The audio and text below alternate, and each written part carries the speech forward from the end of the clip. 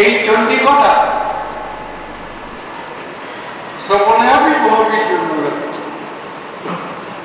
আমি কেন বলছি এই কথাটা? বক্সামিতে হিতকাল, তোমাদের কল্যাণ চিন্তা করে দিচ্ছি। অনেকক্ষণ চণ্ডীর ক্লাস হয়, এই কত কথা আলোচনা হয়।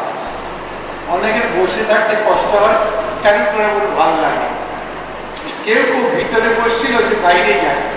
কেউ কেউ বাইরে জানলায় বসেছিল, সে এসে ভিতরে বসে।